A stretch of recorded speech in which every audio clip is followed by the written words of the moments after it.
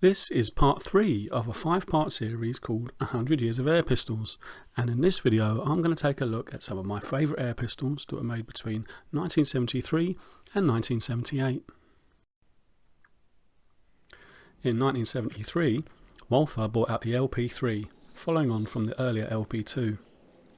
It's a single-stroke pneumatic air pistol, so there's no spring or piston, and you simply compress the air in one stroke, and then that compressed air is stored in the gun, and when you pull the trigger, the air is released. This means there's no moving parts and there's no recoil. It's extremely accurate. These led the way really for all of the single-stroke pneumatic air pistols that are going to follow on for the next couple of decades. Fantastic gun. Also in 1973, the Spanish company Gamo brought out the Gamo Center. It's a spring piston, fixed barrel, underlever air pistol. It's actually a copy of an earlier design called the Hurricane. So it's an underlever, and then you have a little swing out loading port, and it's all blued steel. It's quite nicely made, and it recoils a fair bit. The trigger isn't brilliant, but it's not a bad pistol, and these were aimed at the more affordable end of the market. Yeah, once you get used to them, they're actually quite nice to shoot. Now, a company I really like is Daisy, and they made a couple of spring pistols. This is the Bullseye, which came out in 1974. It's an updated version of their earlier Targeteer.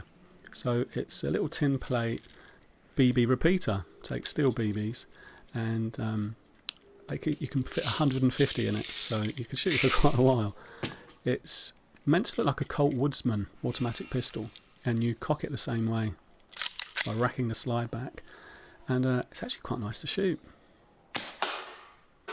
and surprisingly accurate. I can actually hit the spinner with this sometimes. I think that's a great little junior pistol. It's got a little peep sight, and yeah, I really like that. Great fun. Yeah, I think Daisy know what they're doing when it comes to fun air guns. A much more serious air pistol is the Diana Model 10, which came out in 1975. This is the full target version of the earlier Model 6, and it has their GIS contrapiston system, which helps to eliminate recoil.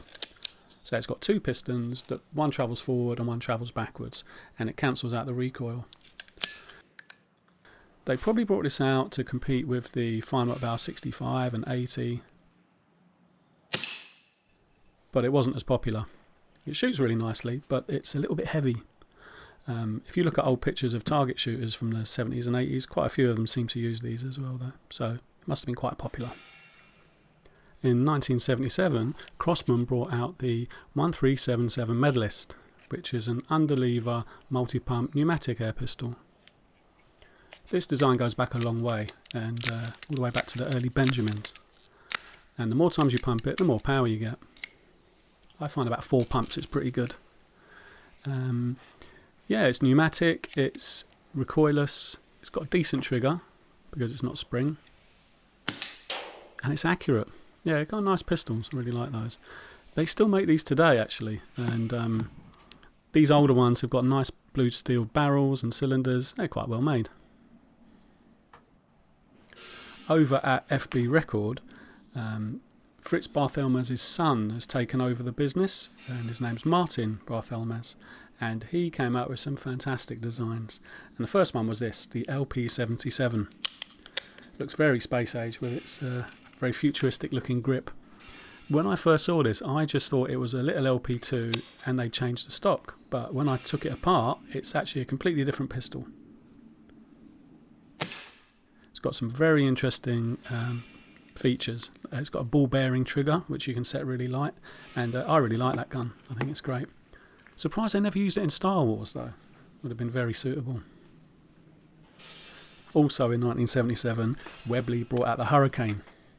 This particular one has got Beeman target grips, which came out a bit later. These were an optional extra from Beeman, and they suit it very well. This is a very forward-thinking, modern take on the old Webley Mark I design. It's made of alloy, it's got a little plastic foregrip. The rear sight now protrudes quite a way back, and the front of the barrel protrudes forwards, so you get a longer sight picture. Now, ironically, I missed with this, which is a surprise because it's my most accurate recoiling air pistol. But hey ho, I wanted to do this in one take, so left that in. I think this is a fantastic pistol. It was quite brave, I think, of Webley to modernise it like this, and with that grip, it makes for a particularly accurate pistol. Talking of accurate air pistols, in 1978 Daisy brought out the 717.